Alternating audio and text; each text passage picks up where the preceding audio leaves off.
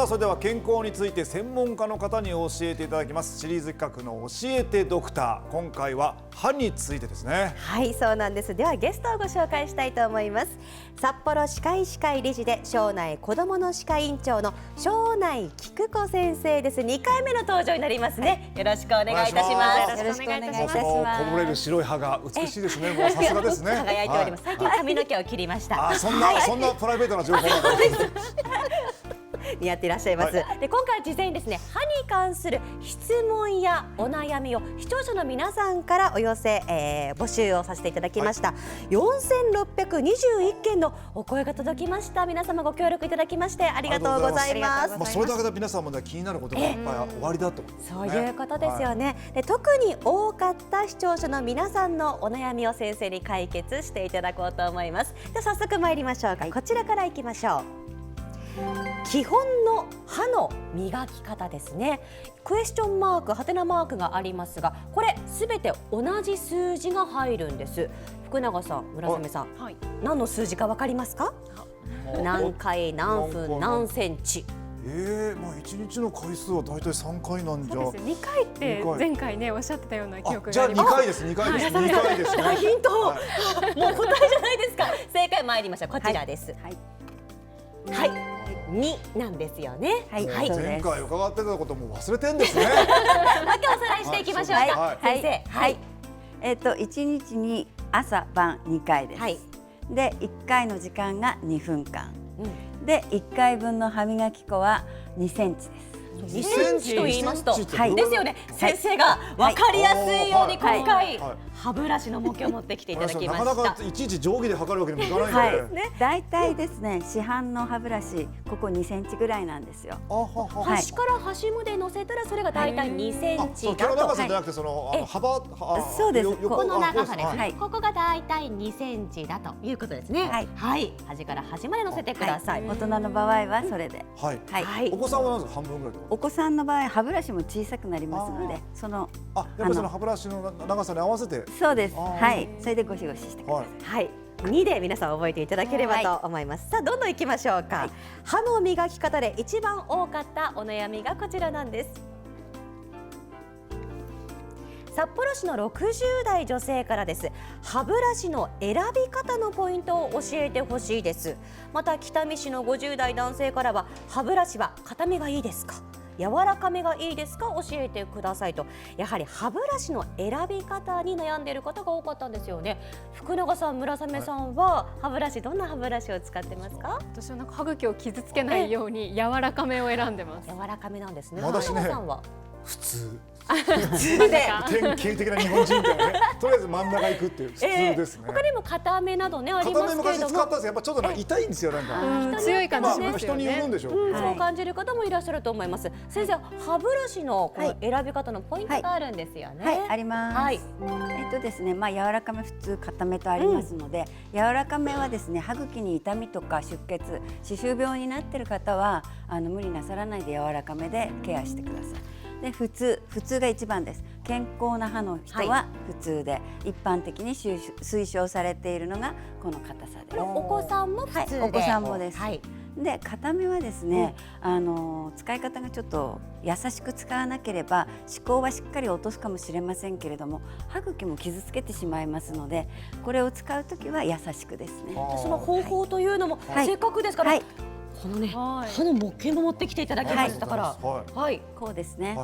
で、持ち方は先生、これ鉛筆握りというものですね。ギュって握らないんですね。はい、力入ります。はい、どうやって磨くかと言いますと、シャカシャカ。シャカシャカ。本当に優しく。だから硬めの歯ブラシの時ってことですね。いや、柔らかい。はい。特に硬めの場合も優しく磨いてください。はい。普通のがこのぐらいで、硬い場合はもっと優しく。はい。なんかよくね、銭湯とか行くともおっちゃんがカシカシカシカシカシと音が鳴るぐらいまで、あんなじゃ音が鳴るぐらいまでやっちゃう、かなりきつめだってことなんですか？シャカシャカシャカシャカってこういう音ですね。優しくはい、なんですね。優しくです。とにかくダメージを与えすぎない歯茎はいにダメージを与えすぎないというのが必要になってきます。はいでその歯ブラシなんですが、はい福永さんもね気にしていましたね。歯ブラシの交換のタイミング。あ、気になります。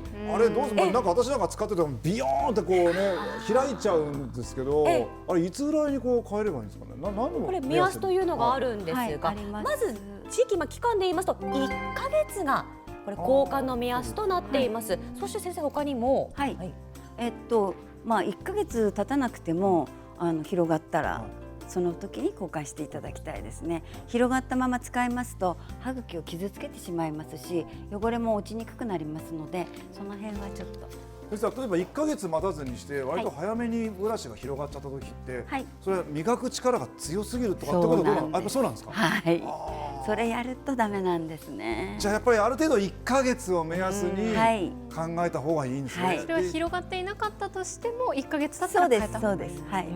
はい目安にしていただければと思います。はい。さあ続いても毎日の歯磨きに関する質問が届いています。見ていきましょう。旭川市の60代女性からです。食後30分経ってから歯を磨いた方がいいというのは本当ですか？最近よく聞くなこれ聞き聞きますね。ますか実際に。他にもですね札幌市の50代男性からは歯磨きは食後すぐ少し時間を置いてからどちらの方がいいんでしょうかと歯磨きのタイミングについての質問も多く届きましたが、はい。先生こちら食後すぐと時間を置く、ちなみにお二人はどのタイミングで磨いてますか？ど中さんうです私はもう食事の余韻を楽しみたいんでしばらく置いときます。すぐ磨いてたらもったいないじゃん。なんかこのなんか美味しいもの食べた時とかに残ったのねねちょっと少し楽しむ時間が欲楽しみしいと。たいですよ。なんかもしウニなんか食べたらもうもったいなくて、ね、そうですね。香りと余韻を楽しみたいですもんね。村雨さんどうです私か？結局お皿洗ったりとかするので時間が経ってしまってることの方が多い気がします。結果的にっていうことですね。先生どうでしょうかねこちらは。時間を置くが正解なんです。正解なんですね、はいこれにもしっかりとした理由がございます。こちら見ていきましょうか。はい。見慣れないグラフが出てきたんですが、これこれですねが口の中の酸性度を表すグラフ。先生どういうことですか？歯にとってですええね、酸性っていうのは敵なんですね。虫歯にもなりやすいです虫よね。歯になりやすいっていうことなんです。なのでお口の中はだいたい本当は中性なんですけれども、青の状態、いいこ状の青態というですね、ことになりますね。ここですね。それがご飯を食べますとこう赤の状態にいってしまうんですね。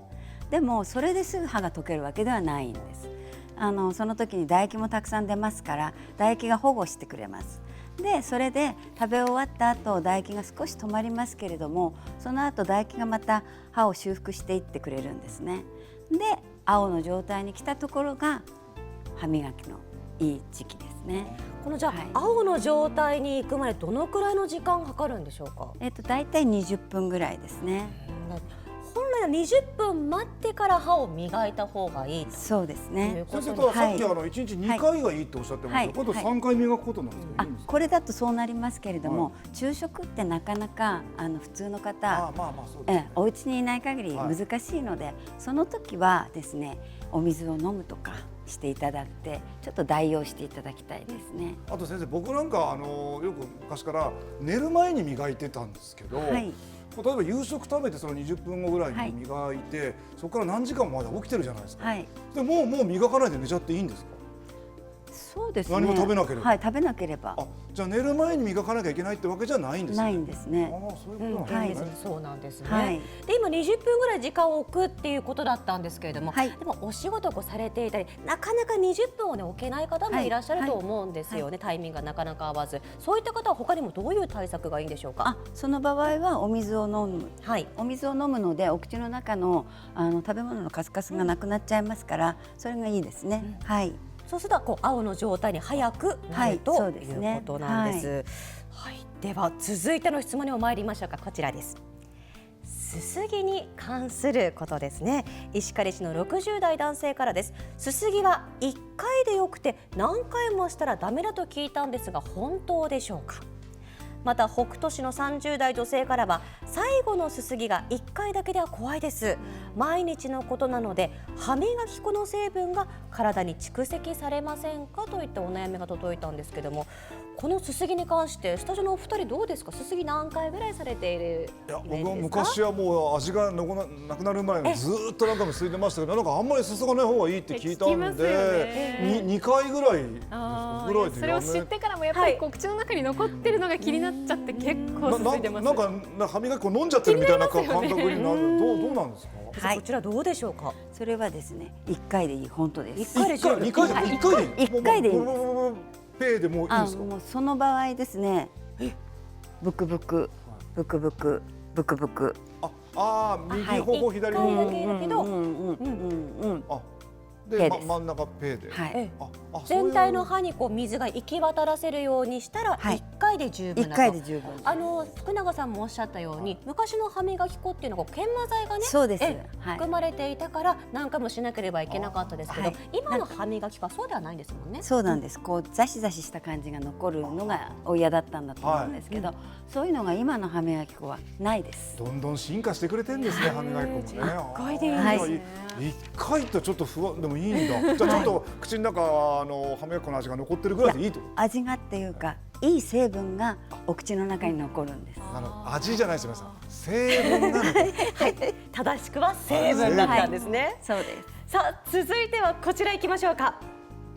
福永さん、四角花瓶でございます。もうアイスクリーム大好きなんですけども、とにかく噛んだらもう歯が染みちゃってなんとかしてください先生、これ。辛いですよね。どうしてこうなっちゃうのか。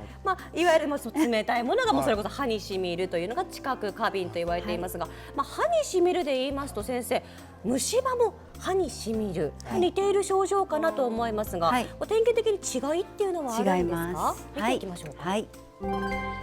ですね、虫歯の場合、痛みが理由なくいつも痛いんです。でも知覚過敏は一時的にですね、冷たいものを口に含んだり冷たい風に当たった時にヒッて痛くなります。そう、風をね、はい冬場とか風吸い込んでると歯に染みるってあります。そうですよね。はい。で、あと歯をトントンした時にですね、響くように痛むのが虫歯です。それから知覚過敏の場合はトントンしても痛くないです。で、見た目もですね、虫歯は黒ずんでいたり穴が開いていたり、ところが知覚過敏の場合は全く健康な歯と同じなんですよね。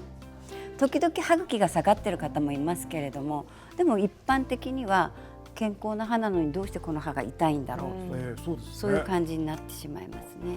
どうしたらいいんですか？僕はアイスクリームをはいなんか恐れることなく食べたいんですけど、できれば小豆バーとかをガリガリ食べたい。先生もアイス好きですもんね。大好きです。大好きですよね。どうすればいいのか、知覚過敏の人間は。そうですよね。そうですね福永さん以外にもね、はいたくさんのお悩み届いてますから、せっかくいただきましたので、はいちょっとご紹介をさせてください。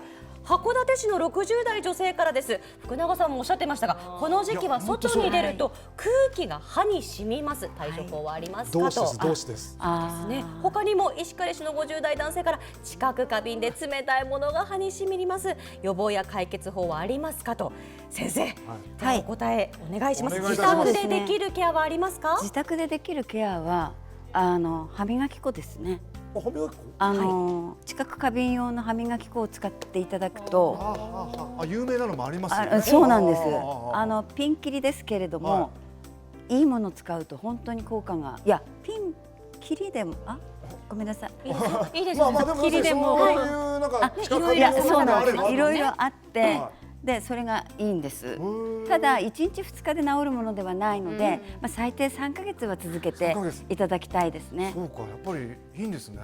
継続する必要があるんです。ではいそういったものっていうのは高濃度フッ素が含まれているものが多いですよね。はいフッ素は体に良くないのではといったお声もね届いているんですけども、そんなこと先生こちらは大丈夫です。日本で売られている製品に関しましては絶対大丈夫です。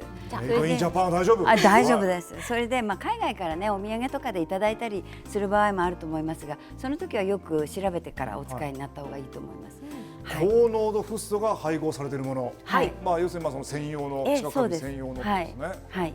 それでだいぶ解決できるんですね。かなり違います。福永さんもね継続して使ってないんですよ、僕なんか今まで使ってなくて、バカだなと思ってるでしょ。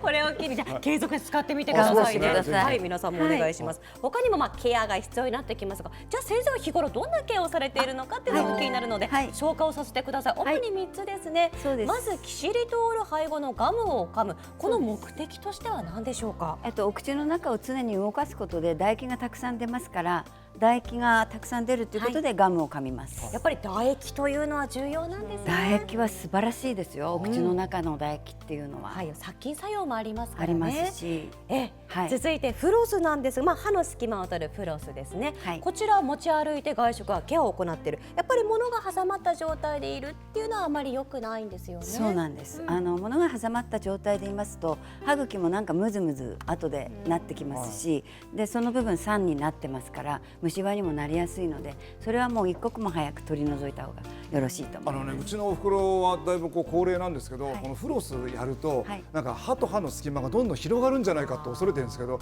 そういうことはないんですか。それはないです。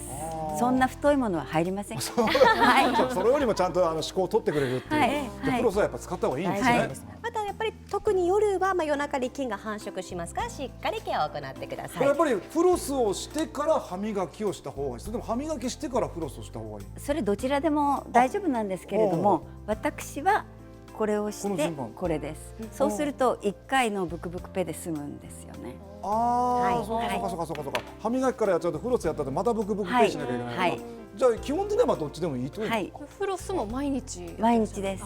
そうなんですね。はいはい、いろいろと今回教えていただきましたが、定期検診も大事ということですから、皆さはん年に1回を目安にして行ってみてください。はい今回いろいろと教えていただきました庄内先生、ありがとうございました。あありがとうございまじゃあ後でした。好きなアイス教えてください。ありがとうございまました。勉強になりました。